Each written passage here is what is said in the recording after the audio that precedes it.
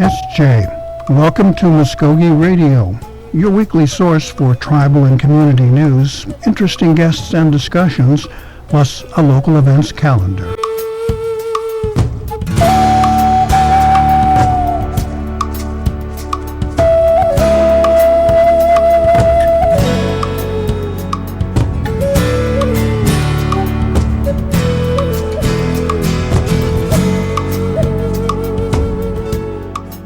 SJ, Stongo, Gary Fife, Jaho, Jeff Geddas, Mvskoke Radio, Mabu Hejitu, Wedgekis. Welcome to Mvskoke Radio here on 1240 The Brew in beautiful downtown Okmulgee today. We've got a couple segments to be showing you. Plans are being finalized for the upcoming inauguration of our new principal chief, Mr. James Floyd. And part of that celebration will be a traditional stomp dance. And we have Mr. David Proctor, who is the cultural advisor for cultural preservation, will be joining us here in the studio and talk about the part that stomp dance will play in this particular ceremony and kind of in general. In our second segment, we'll be talking about a new freedom of the press law that has been passed and approved here at the Muscogee Creek Nation. It's still being, I guess, shall we say, ironed out. There are a few little loopholes and things, but the editorial staff from Mvskoke Media will be joining us in that segment for a reporters roundtable to give you an update on where that law is and as it's being finalized, the governing board, some of the problems that we've dealt with in the past and are working to overcome, and some of the plans for the future. And I guess we'll get a little bit philosophical about our jobs too, but we want you to stick around and kind of fill in on what freedom of the press will mean for the Muscogee Creek Nation. But first of all, let's get started here with Mr. Proctor. SJ. Good morning, Gary. Thank you for coming in. Now, you and what would you call it, a group, a dance troupe, how would you call it? Actually, it's a ceremonial ground. My ceremonial ground, Tallahassee, Wakokaye, has been asked by, I guess, the inaugural committee or whatever they're called to put on a stomp dance for Chief-elect Floyd Saturday night. Now, this is an important link to our history and culture, and it's exactly what your office at Cultural Preservation does. For you and the folks who will be participating, what does this mean to have your presence in during the inauguration of our new principal chief? It kind of, I guess, to me, solidifies the respect that the administration has for traditional and ceremonial people. Mm-hmm. We've been a part of several inaugurations over the years. Seems like the new chief has always asked that a stomp dance be a part of the inauguration activity. So we've been part of that for about the last, I guess, 3 or 4 chiefs. We're really happy to do that. To us, it's like a celebration, a new celebration of a new era, I guess, every time we have something like that. So certainly, well, but transition and leadership of the nation is a major event. And why do you think the link is so important? I mean, let's talk culturally. I think that the culture and the tradition of our people should be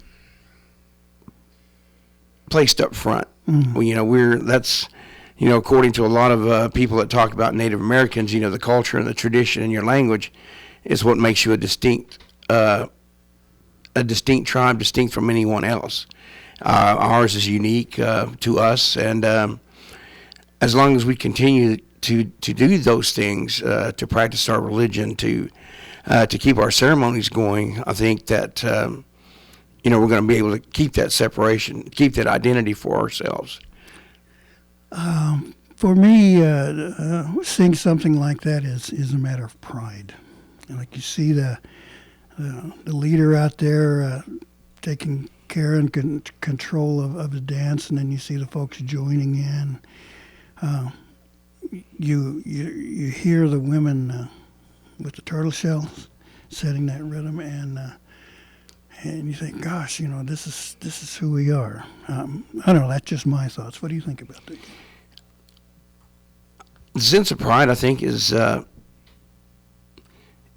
there.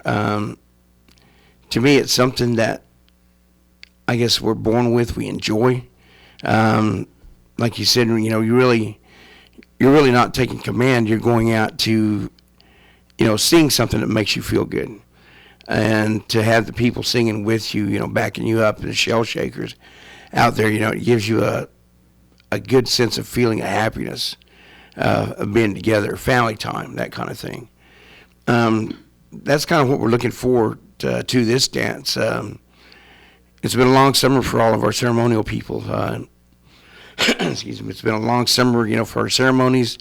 Everyone's kind of taking a break, but it's good to gather together again for, especially an occasion like this, to get to see everybody again, to kind of get together and enjoy each other's company. Renew new friends, see people that we haven't saw in a while. Now, for those folks who may not be familiar with this upcoming event, it is December the 2nd, right? January 2nd. Excuse me, December, oh my gosh. Nothing like being a month behind here. I'm not ready for Christmas. January the 2nd, and it starts at 10? It starts at 6 p.m., and it will go until midnight. Okay, so I've got them both wrong there. Normally, I think I'd remember these kind of things starting off earlier in the days. And it's located at the Muscogee Dome. Right. Yeah, so okay, let's get this right this time. January the 2nd, starting at 6 in the Dome. So maybe I need a can of whoop-ass myself here. You like that, Stan? Okay, now the stomp dance has always been, as far as I've known, very strictly, let's say, regulated, governed, and where and when you can do this sort of thing. So, what is it then that you will be bringing to this event? Well, like I said, it's we're bringing the social dancing part of it, the stomp dance, which is a part of the ceremonies. But then again, it's a social type activity. Men, women, and children, everybody can get together and be a part of it. We ask that if there are any visitors there, they also take part in it. And like I said, it's a celebration not only for the new chief coming in, but also the beginning of a new year. And it's something that kind of, I guess, gets you toned up for the summer. Yeah, so it is an invitational, as they would say at the powwows. Yeah. Public invited to come. And that, in a sense, would be a way of honoring the new chief, too. I think, is that kind of... James comes from Chief Floyd comes from a traditional family. Mm-hmm. His dad... was a part of Wakokaye Ceremonial grounds when he was still active, and he comes from that deep tradition. So I think him wanting to do this is kind of shows respect for the traditional side, and we're happy that he's doing that. Mm-hmm. Mm-hmm. Like I said, it's an exciting time. It's going to be fun. For those folks who are very strong in the Christian faith. Is there any restriction, either from the dance group or even from themselves, I think, that should be getting in the way of what you're doing here today? No, sir. Like I said, this is a celebration. Mm-hmm. It's a time to rejoice. It's a time to to come together again. To have good feelings for everything. We've been through some rough times lately as a tribe, and we want to kind of put that behind us and start new. Mm-hmm. Get everybody to feeling better about being who we are again. Well, it sounds like you're all looking forward to being part of this ceremony and sharing culture again. If you were to issue an invitation to our listeners to, attend and take part, what would you say? I'd say come out and enjoy a night full of good singing, good leaders, good shell shaking. Probably, I'm hoping to have a good crowd. We've also invited other tribes from the surrounding areas that help us out at the grounds. We've invited our Cherokee relatives, Chickasaws, Senecas, people like that to come down and help us bring in this new year along with the new chief. Well, I think that has been the case in the past where other tribal leadership have shown up for these sorts of things, and it should be again. Now, let's repeat all the logistics here, make sure that I didn't foul something up too bad. Now, we're talking about in January, Yes. on the 2nd, and the inauguration of the new principal chief, James Floyd, starting at 6 p.m. The inauguration is from 10 till 12. Shortly after that, I want to say maybe 2 or 3, there's going to be a gospel singing Okay. at the All mound. I see, yeah. Yeah. And then following the gospel singing, and then our dance will start. So it's a full afternoon's program. Yes, sir. Oh, well, great. That's even better. And come check it out. I think there are notices in the Muscogee Nation News, and, of course, our good folks at Native News Today have mentioned it and that sort of thing, and we've managed to fumble our way through it here on Mvskoke Radio. Mr. Proctor, we want to thank you for taking time to come in and join us and explain what you'll be sharing with us. I'm looking forward to it, and I'll have to get out there and get my old bones moving along myself. Dust your boots off, Gary, and come dance with us. Oh, Mado. Okay. Well, thank you, Mr. Proctor. We appreciate it, and we're going to have you back and chat with us again. Sure. Okay, we're going to take a pause here and do a little internal studio shuffling here, and we'll be back with the editorial crew of Mvskoke Media, and we'll take on the subject of freedom of the press and what it now means for the Muscogee Creek Nation. So please stay with us here on Mvskoke Radio. Who am I? Am I Indian? Just 'cause I'm a girl from the res, don't make things up about me. What if I move away? Then who am I? Some kids try meth just to escape. But then I think about my grandma, my little brother, my beadwork, my poetry, and I think, I like who I am, and I know meth is not for me. Check out ncai.org, a message from the Partnership for a Drug-Free America and the National Congress of American Indians. I started doing it when I was 11. I wanted to be just like my big brother. And some of my friends were already doing it. We got hooked fast.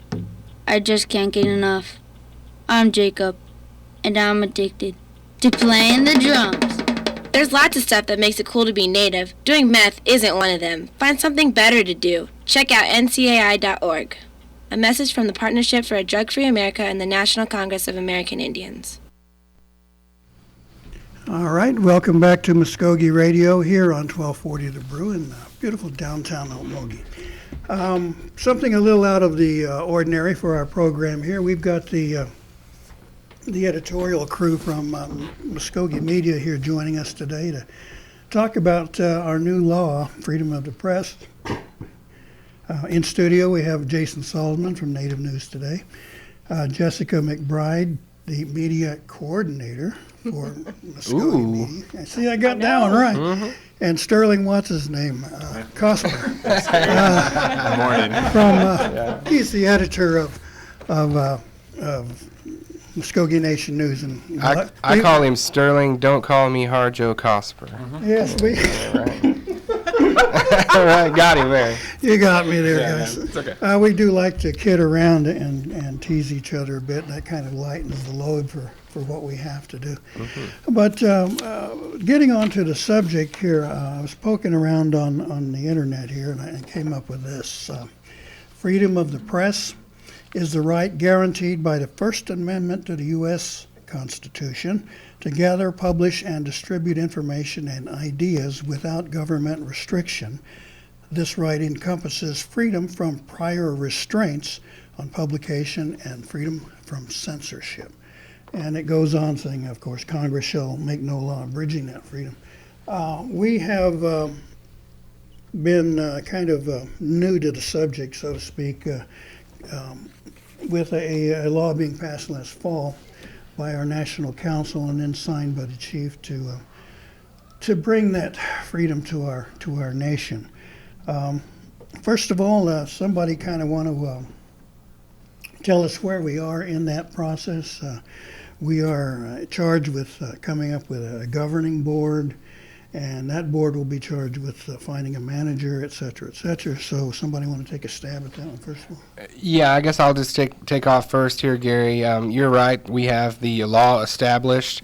2/3 of the required 3-member board have been filled. Rebecca Lansbury, of course, the NAJA executive director, and also Travis Snell, who does a lot of great work with the Cherokee Phoenix, their official publication, or not their official publication, but the Cherokee Phoenix, that's a whole nother story there. But we have and then we're awaiting the 3rd member of the board, which is to be named by the executive office. I'm really glad that you read that definition there off the top, because it does say that it's mandated by the Constitution of the United States. Where we're at is the law is in place, yes, but we need to make this a constitutional body. We need to have this in the Constitution as freedom of the press. It's just a law right now. We are abiding by it. We are going under the provisions of that. But our next step is, 1, a Freedom of Information Act, a FOIA, and 2, becoming a constitutional body. When we say constitutional, we're talking Muscogee Creek Nation. Absolutely, yes, and that can be done by an Article 6, Section 8, basically a vote of the people, a majority of the people voting yes in favor of this becoming a constitutional body, and in that stead being financed first, and make sure it's financed first, much like election board, things like that. So, yeah. Yeah, the main thing we need to do is point out the difference between being codified as opposed to a constitutional body. Essentially right now. Little mic check. Right? Okay, thank you. Essentially right now, what we have 2 layers of protection. We've been codified by the National Council and the Principal Chief, but a vote of the people basically strengthens our protection. So right now, it could possibly be reversed with 2/3 majority of the council. So it is a first layer of protection, but it is important that we go onward to get us signed off by the people. Therefore, only they could reverse it as well. Jessica, again, no thought here.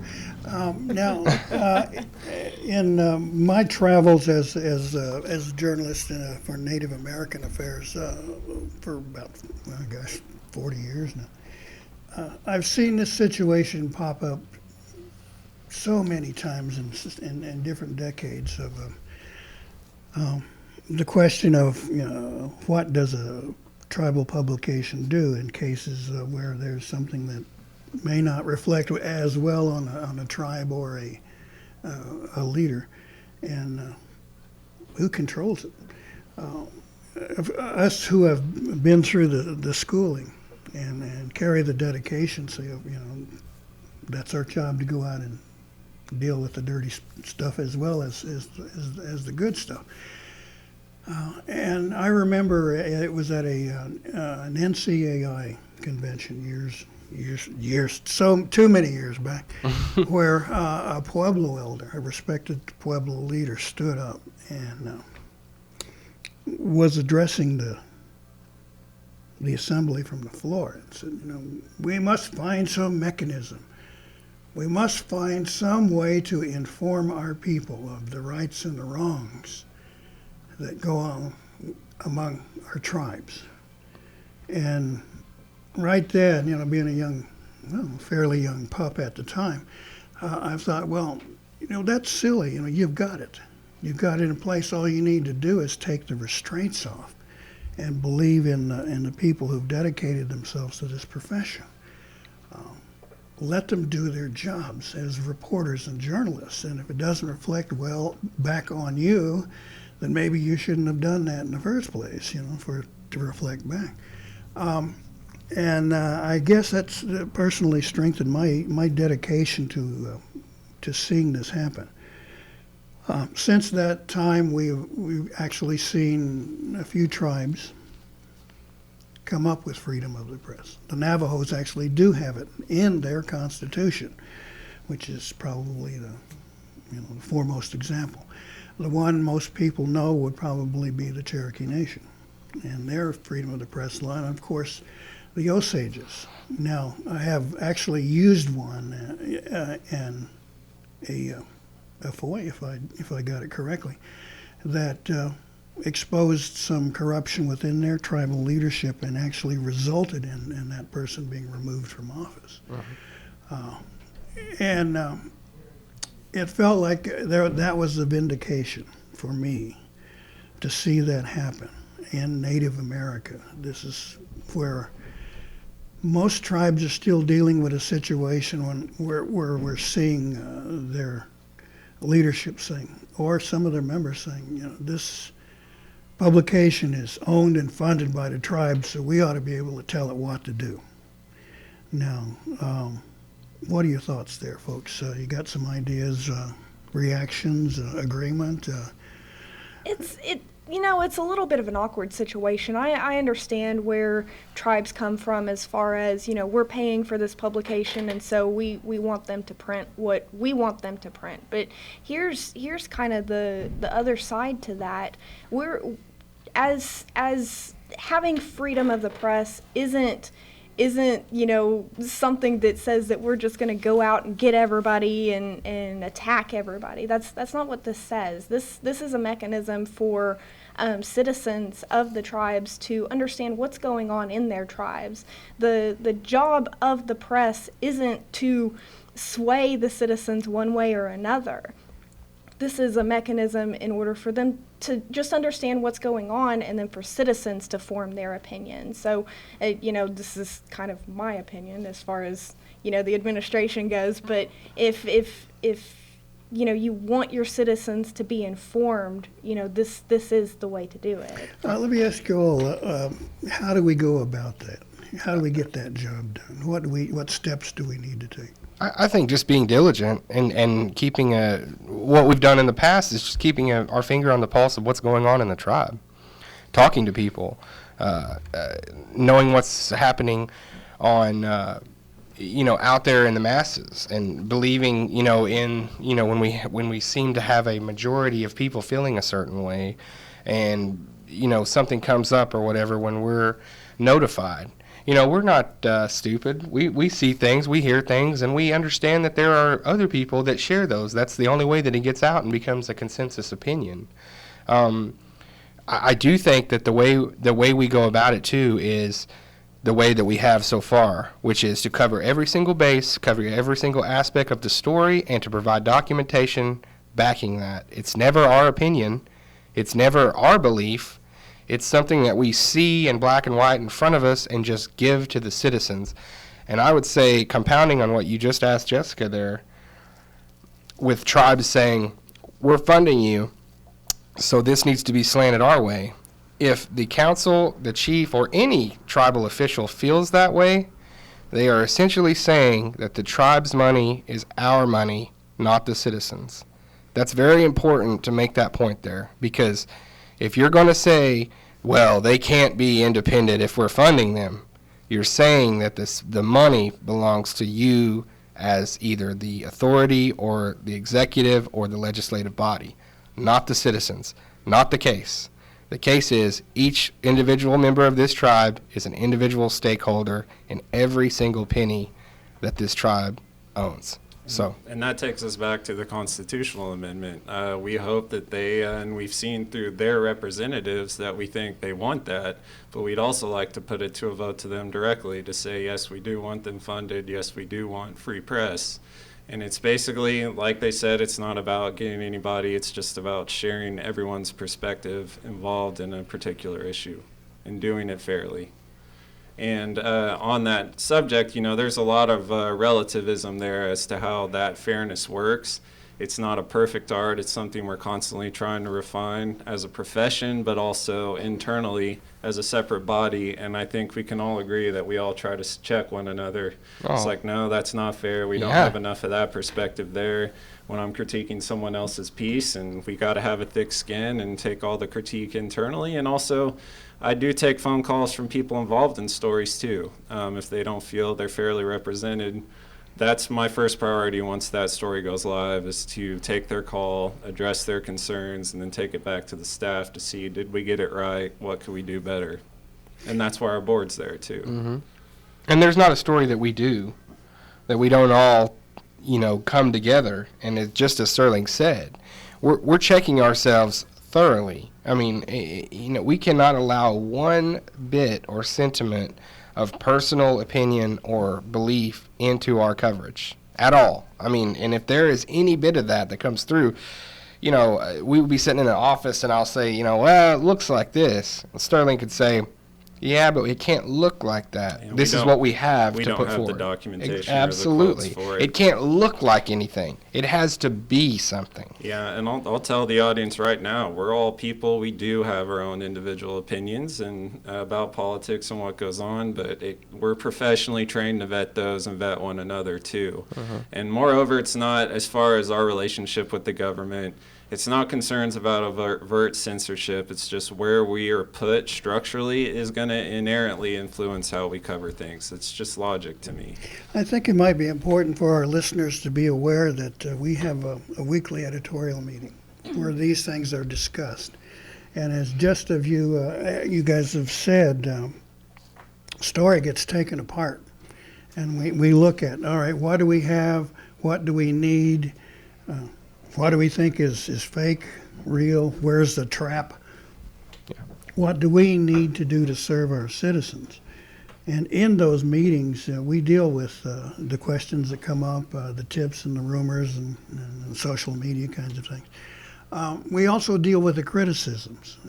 For such a long time, we heard so many people saying, we're controlled and we had to deal with that situation. There were some things that administration, felt very strongly about that we had to decide on. Mm-hmm. We've also heard from citizens who've given us kind of shots from both sides, saying, these guys are all controlled by the administration. Now we're hearing, they're controlled by the National Council. Mm-hmm. We can't win there, so to speak, but by sticking to our guns and doing the job as professionals and keeping our dedication to the citizenship in mind. Well, that's the direction that we go. Any thoughts from anybody before we move on? Yeah, on that. Oh, I'm sorry. Jump in. Yeah, well, it is on that. Now that we're being controlled by the council again, let's go back to it. To reverse this bill, essentially, they could get a veto override, 2/3 majority vote of the council, and could reverse this legislation right now.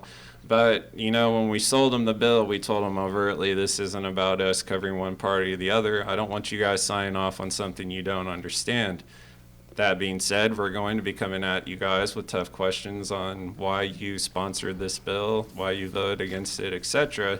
So we pretty much made it on the up and up right away what they could expect. And we hope that they stand by that decision moving forward and we can further strengthen it to a constitutional amendment. So, again, only the citizens can reverse this in the future. I think it's important to note, too, that this legislation was voted in by all members of the National Council. There wasn't anybody that voted against it. And any questions that councilmen had, during the process, we were happy to answer that. The principal chief signed off on the legislation, too. So, this is something that has been supported by not only the National Council, but by our executive branch. And there's been some thoughts that we report directly to the National Council now, and I'd have to say, that's not true. We report to a board. Now, the members of that board, one is appointed by us, one is appointed by the National Council, and one is appointed by the executive branch. So everybody kind of has their say in that. Yeah, and I think that's why it's set up that way. I mean, you have the ability to not be controlled, but we're having everyone at the table, much like we want our coverage to reflect as well. Everyone has a seat. Everyone has an opinion. Everyone has their stance. Everyone has their statement. If you look at our coverage of all the things that came up around election time, every single piece of that, every single part of that was represented not only in our video series, but in the paper as well. That's the way it's going to be from here on out. There's not going to be anything one-sided. The rumor mill is officially closed for business. Okay? Well, I'm glad you brought up that period, the housing stories that went out were, I think, an excellent example of the cooperation of our staff. I mean, I felt good in us probing those kinds of things that we know that certain people didn't want to see, exposed to the, daylight. But as professionals, we vetted the story, we kicked it around, we thought, well, what questions do we need to ask and who do we need to ask them? And I saw, all three sections, including this show, Native News Today and Muscogee Nation News, pulling together as one team that I hadn't seen in all the time that I've been here, which is over 4 years now. We've had some good times and everything else, but that's when it was our Watergate, so to speak. And anybody can be Woodward or Lothrop, Woodward or Bernstein. Woodward and Lothrop is a department store. Stay out of the Woolsworth. Yeah, see, we do fact check. Yeah. I was in Washington, D.C. too long, or Disneyland on the Potomac, as I prefer. Yeah. But I don't know. What are your thoughts there as we work that piece? Well, one thing I think too was in that entire process, the reason we all came together was to check each other, and when you're dealing with so many facts and so many opinions from different angles, and different sides, exactly, and tight deadlines, you can't miss anything. You just can't, and that's something that. I don't think people realize too, Gary, you don't just write a story and it goes to publication. There's different people checking your story throughout the staff. The process for the newspaper, if I write a story, Sterling checks it. He comes back to me with edits, and it's an entire process. It was the same thing during the housing story that we did a few weeks ago. Jason was involved, of course. I was involved. Sterling was involved. We had a whole lot of people involved asking questions. How do we go from here? What can we publish? Okay, that's an opinion. How can we verify this? How can we fact check that? It's an entire news process. It isn't just one person that's writing a story and hitting send, to publish it. It's such a great thing that it happened that way, because in my opinion, that sets course for the entire new direction of the department. It sets us up to where now we have a new goal of all having uniform coverage. We all are in a piece of each other's business, so to speak, is what we're covering, and we are going to be putting out new things. We now have a weekly update, a Mvskoke Media weekly update that you should look for on our YouTube channel that will be discussing our top news stories in a timely manner. And we will not only be telling you what's going on, we're going to be analyzing and breaking down some of these stories, the inner portions of what's happening. It's going to be wall-to-wall informative journalism from your Mvskoke Media. So the citizens are going to, as they never have before, be informed of what exactly is going on with the tribe, not only in a headline news format, but we are going to be analyzing and breaking it down much like you see on headline news shows, things like that, where we're not just telling you, we're actually picking it apart, and here's some of the things you need to know and some of the pieces you need to know from the people that are covering it. Okay, so we're gonna be wall to wall, and I promise you, these two sitting here next to me, you there, Gary, we're working as hard as we can now. We're working a lot harder than we ever have because we have such a responsibility now. And plus, I think we've all been, I can speak for myself and all of you, I think, we've all been really professionally invigorated by this new bill, because it's allowed us to be able to sort of spread our wings and do what we're supposed to do professionally. Well, as we spread those wings and pitched in to help see this thing come to air, Native News, the law was new.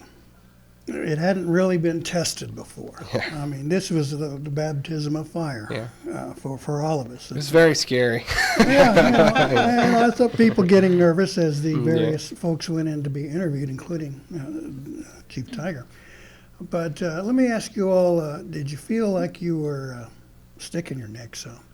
Well, this is a really clutch time for us because, we have the bill, but there's no time to celebrate, as you pointed out. It's just time to work.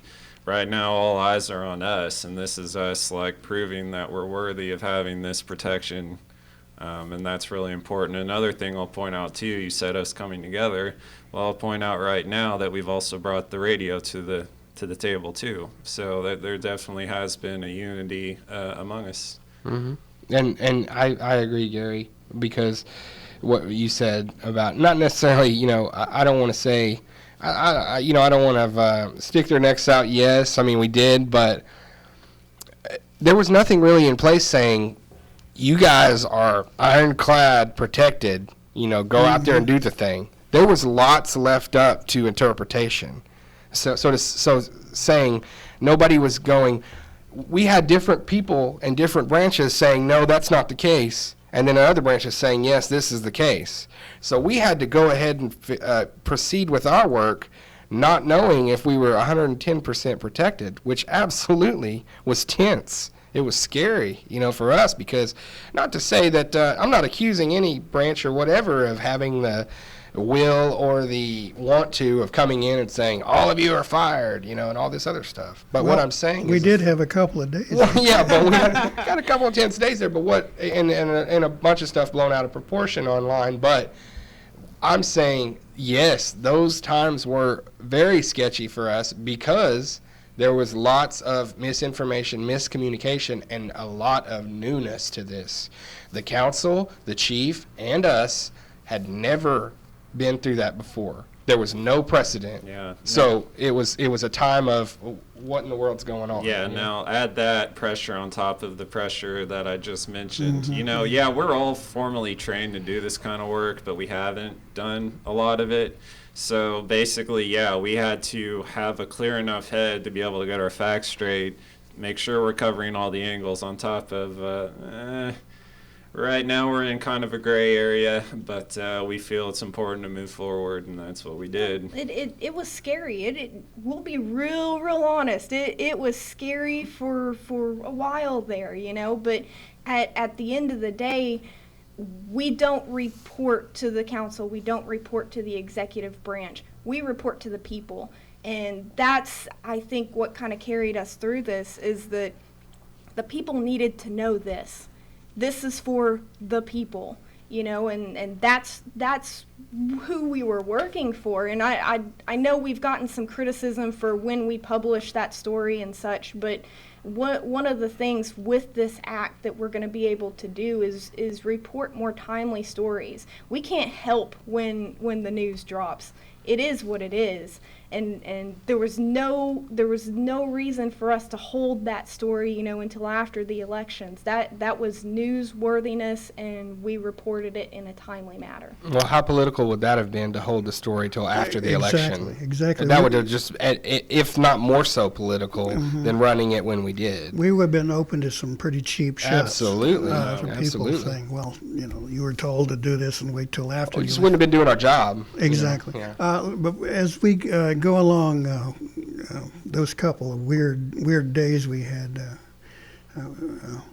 we actually picked up a nickname there, the Magnificent Seven. And I'd like to credit the members of the crew who aren't with us here in the studio today, Jared Moore and Josh Slane and Devaney Luxinger, who were there with us, and we can't do our jobs without those folks. No, they did fantastic. And somebody like, I'll just mention her, Devaney, she just came on not too long ago with us, helping on the show. She's young. She was one of our first OJTs, and when I started the show, I wanted to get some OJTs in from some of the surrounding areas. We're in a rural place, and to be producing and a 30-minute television show in Muscogee, that's not many people do that. I think we're the only one. So to be able to tell the trade schools and stuff like that, hey, send us some of your best and brightest that can edit, that can video, that can do this kind of work. From a trade school here at Green Country, just say, hey, take one of our students and teach them, train them, and we did. She was our first one. She was able to cut, edit, and write specifically for Native News Today. Man, let me tell you, whenever we had a job opening, and we're weekly now. We don't have time to train somebody and spoon feed them every single thing you got to do. So when we had an opening, and I said, there's somebody that can write, edit, cut, do everything for Native News Today right now, there she was. And she's come on and done a wonderful job. And to her credit, she was thrown into all of this without any knowledge of what the way things work up there, or the way things happen. Like me, I've been up there 10 years. I know the place front and back. But for her to come in and go through that was, I really commend her being able to be there. And, Jared Moore, he's been my right-hand man for 8 years now. And Jared, God love him, he's not a sweetheart. He's bombastic. He's Jared. He's Jared. He's going to speak his mind. He's going to be opinionated, but he's also, at the end of the day, he's going to say some valid things. And if you can sift through his fire and get to what the heart of, the sense of what he's saying and how it pertains to what we need to do going forward.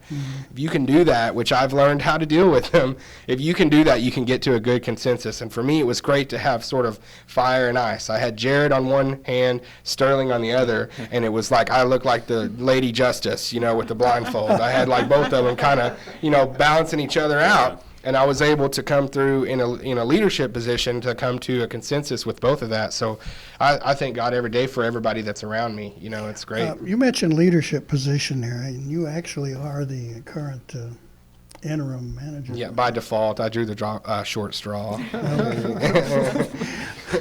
Let's move on now. In working with this new situation, the new law, and what we like to do is foster an attitude of openness and cooperation with our citizenship. One of the cautions we need to I think, remind our listeners and other people about is, I think it was mentioned earlier, is we're not here to go get somebody for you. If you call in and you got a personal grudge or, you think something's going on, we'll listen, but without some backup, some evidence, particularly written documentation, we're not likely to go off half-cocked. Well, please call us with concerns, but keep in mind, save both of us some time and stick to the facts, please, what you can corroborate, and that is going to increase the odds that we follow up with your concerns. Mm-hmm. Documents are helpful too, and I know those are hard to come by, and that's one of the reasons why we're pressing to get a Freedom of Information Act. A lot of people don't know what that is, but that would essentially allow us to request documents, and they would eliminate confidential private information, of course, but that would help us in our stories to fact check and corroborate the story. Yeah, you've got to have evidence. If your mother tells you she loves you, get verification. A Christmas gift. Yeah. Say right. 2,000 Madoas for bringing me into the Can I borrow the phone, Gary? Yeah. Now, kind of looking at the same subject here, we want to encourage people to come forward now and talk with us. And we'll sit down and try and work something out. If we think there's a problem there or something like that, then we'll let you know, and then perhaps we can find a solution. Okay. Now, this law that we're working with now, I guess, has been one of the criticisms is that it has some loopholes in it. Mm-hmm. Anybody want to comment on that or give us some reaction? I would ask you and the other two, have there been specific examples in the bill of the loopholes that have been alleged that they're talking about? Well, just because if I didn't know that, I wouldn't be able to comment to that. But. Well, here's the thing. The principal concern there is we're at, the first level of protection, and there needs to be more with the constitutional amendment. I'd say that's the big one right there. Yeah. It's a law, and so as you see with any other thing that's been vetted in court, I mean, there are some things that are open to contention, and unfortunately some of that we're just going to have to find out moving forward. I'm not dismissing the fact that there could come a day there. Right now, our friends, the Cherokee Phoenix, are dealing with probably their biggest challenge right now for the first time. And I think they've had theirs for around 12 years. The important thing, though, is that everyone understands the kernel of this bill. And I think that our passion that's brought it forth, everyone's passion for it, is basically what brought it to us and was going to keep it in place moving forward, regardless of what challenges we face. And I would commend those that have been a part of this process. And when I talk about that, I talk about both branches. The council had to unanimously pass it. The chief had to put pen to paper and sign it. So no matter who comes out and says there's things wrong with it, those two branches obviously endorsed it. One thing that always has stuck in my mind is to oppose this kind of thing is sort of like opposing motherhood and apple pie. Right. You don't want to be on the wrong side of this one. And I think that's why you saw the unanimous with the council. And I think all of them were falling over each other to be a sponsor on the bill. Mm-hmm. This is historic. This is meaningful. This is something that 3 generations later people are going to be talking about when it happened. I think me and Sterling, when we lit up a cigar when it was passed, but we were talking about the fact that this is a historic thing. Not to pound our chest, but to say it's nice to be a part of that and to be able to tell our grandkids or kids one day. That's been our attitude. When it happened. We did contribute and help the council figure out some things. I mean, there were more issues with the bill when it was introduced. How much can you really anticipate moving forward? And to be honest, some of the stuff that we tweaked were based on issues other tribes faced with their bills. But honestly, even those have brought those tribes great returns in the time that they've been in place, and ours is all that much better from learning from some of the issues they face.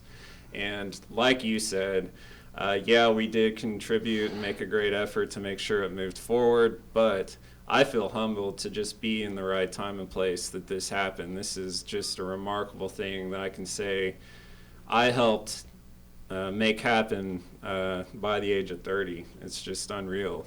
God, you're half my age. Right. Going back to loopholes, let's take a look back. One of the things that I think is critical is shield law. That would give us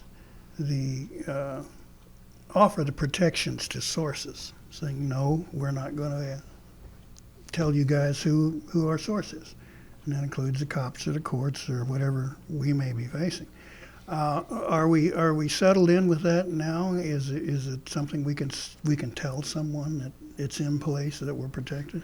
They are protected. I've been telling my sources, if they wish to remain anonymous, that is a protection in the law. And according to the law, if someone needs to know who our sources is, there actually has to be a hearing on it. It has to go to court for the court to determine that the only way they can get the document or the information or whatever it is they're seeking, it has to go to court to find out, that that's the only way they can obtain that information is for us to give up our sources.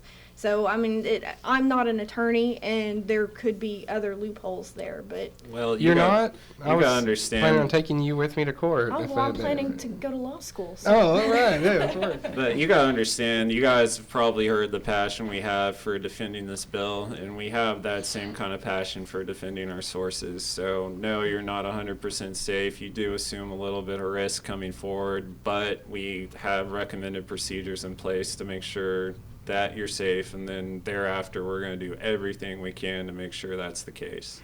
Well, I've been a reporter for over 40 years, and during that entire career I have never given up a source. I've had threats,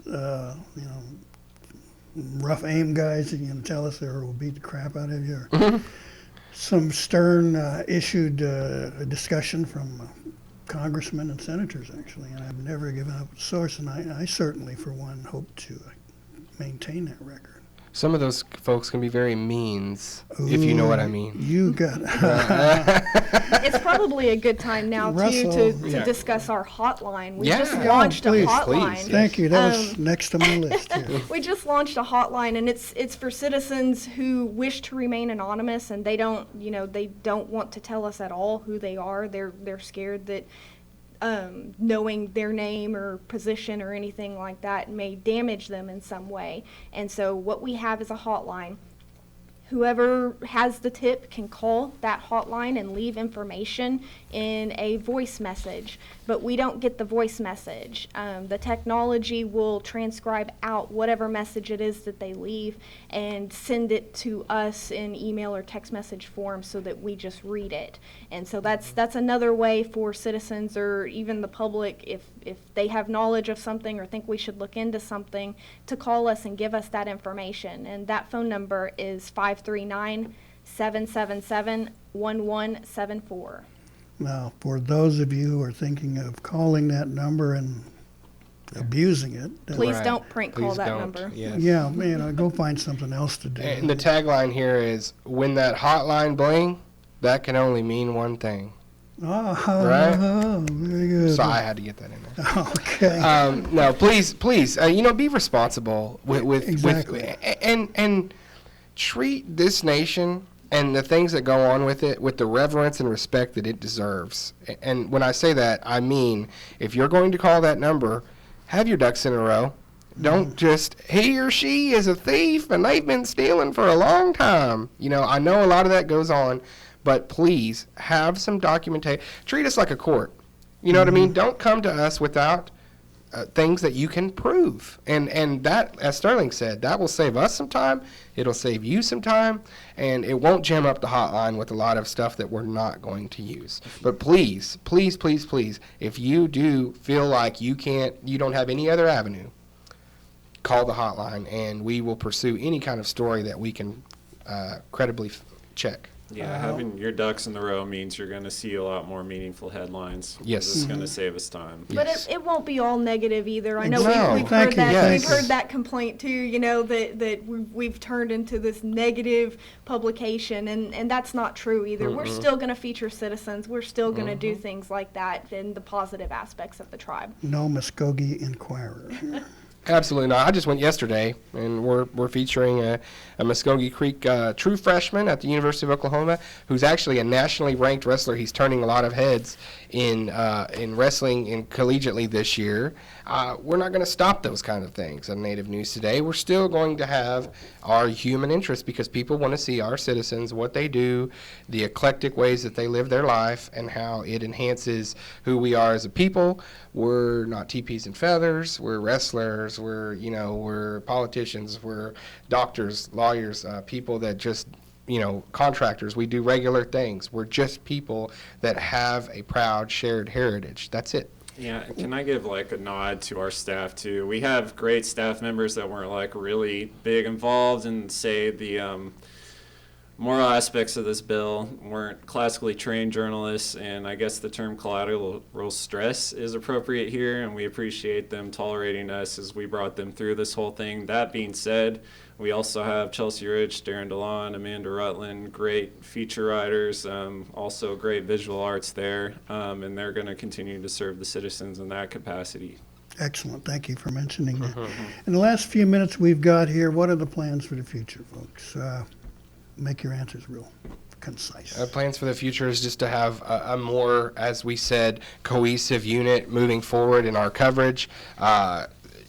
Remain professional in our coverage, remain diligent, keep that team aspect in place to where we're doing lots of great things together and making sure that our stories are A+ in the preparation and then in which the way that they're published. And to serve the citizens. That's what we're here to do. Yeah, Constitutional Amendment, Freedom of Information Act, and continuing to up our credibility. Think of us as a new tool and not necessarily a weapon. There you go. That's right. Okay, well, I tell you what, unless anyone has some final thoughts, we'll wrap up this discussion. And thank you all for coming down and mentioning our colleagues who are back in the studio, back in our tin can office. And we'll move on. I'm going to ask you all to help us with the community announcements, if you will. But first of all, before we do this, we just got some sad news the other day that John Trudell, who was an American Indian activist, poet, actor, passed away on Tuesday. That was the 8th this week. He was died of cancer at his home in California, surrounded by friends and family. And he asked for people to celebrate with love and celebrate life. He asked people to pray and celebrate in their own way, in their own communities. John was one of the original crew that occupied Alcatraz Island in San Francisco in 1969. It sparked so much of our movement today that we still believe in and pursue. He combined words and music on more than a dozen albums, including one with Chris Christopherson, and acted in several movies. So rest in peace, John Trudell. The Mvskoke Creek Nation Reintegration Program is hosting their 7th annual tour drive for children of the incarcerated. Final pickup will be December 14th, and you can call Florence Frank at 918-652-2676 for more information, including drop locations. The Mvskoke Creek Nation Human Services Energy Program is in full swing. Began November 1st, running through March 23rd of 2016. Tribal Energy Program, Low Income Home Energy Assistance Program, otherwise known to many people as LIHEAP. Enrolled Mvskoke Creek citizens 55 years or older or disabled and under 55 live in the Mvskoke Creek Nation jurisdiction, be a member of a federally recognized tribe, and meet the income guidelines. Make sure you have all your required documentation, all of that. For more information, contact 918-549-2483 Energy Assistance Program. Mvskoke Creek citizen Peggy McGuire has been missing since November 16th from Eufaula, Oklahoma. The McIntosh County Sheriff's Department asked if you have any information regarding her disappearance to call them. The number is 918-689-2526. Native American Christmas Market's coming up December 12th. It's starting at 10 a.m. in Sapulpa at the Elks Lodge there. They welcome Native artists who have completely unique arts and crafts. Come join them, do your holiday shopping there. Oh boy, Indian tacos, spirit soup, fry bread, meat pies, and other things will be there for sale. Free admission open to the public. That is the 12th, starting at 10 a.m., Sapulpa Elks Lodge, 24 South Poplar Street in Sapulpa. The Exposure STEM Tour is being held by the Eastern Workforce Board and the Mvskoke Creek Nation Employment and Training Department to expose females ages 16 to 24 to science, technology, and engineering and math careers. This is December 16th. The deadline to register is November 25th. For more information, call 918-732-7780. It's time to sign up for Summer Youth again. If you are a youth ages 16 to 21 and reside within the Mvskoke Creek Nation boundaries, they're accepting enrolled members of the Mvskoke Creek Nation or another federally recognized tribe. For more information, call the Employment and Training Administration at 918-732-7777. The Mvskoke Creek Nation presents the Mvskoke Creek Nation All-Indian Livestock Show, January 29th and 30th. That'll be coming up at the Okfuskee County Fairgrounds in Okemah. The entire show is 100% payback. We got 4 species, 2 days, great prizes, laptops for grand overall, so that's going to be great there. Open to all Creek youth in the state and all Native American youth 19 years and younger. They'll start with sheep and goats on the evening of January 29th at 6:30 and move on to market hogs, heifers, and steers on the 30th. Those will begin at 9:30 a.m. and 12 noon, respectively. Contact Billy Haltom for more information on this, 918-732-7628 or 918-843-0385. Laptops? Right. Laptops. Man, Okay, now Laptops.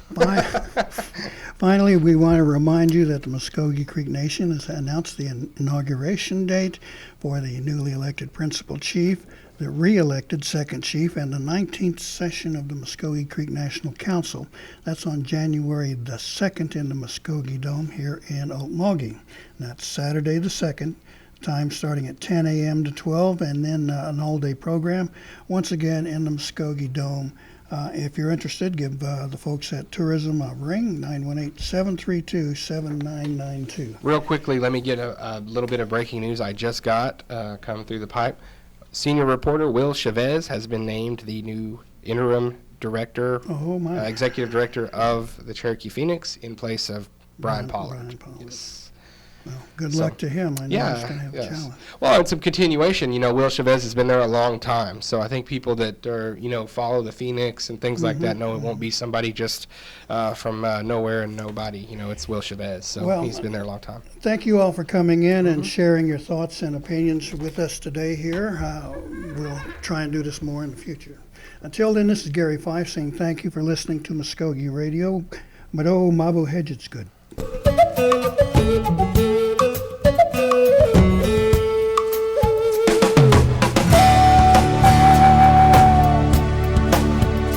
You've been listening to Mvskoke Radio. Join us again next week for more local, tribal, and community news and updates. Mado. Everything you need to know about 1240 The Brew is on the Brewhouse website, 1240thebrew.com. 1240 KOKL, Okmulgee, Oklahoma.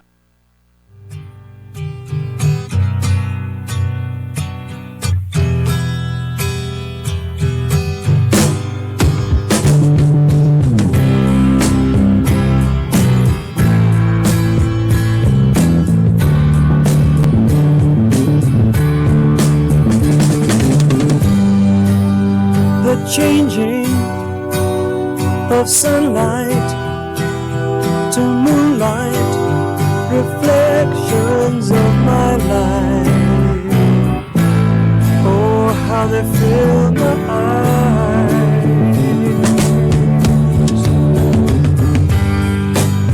The greetings of people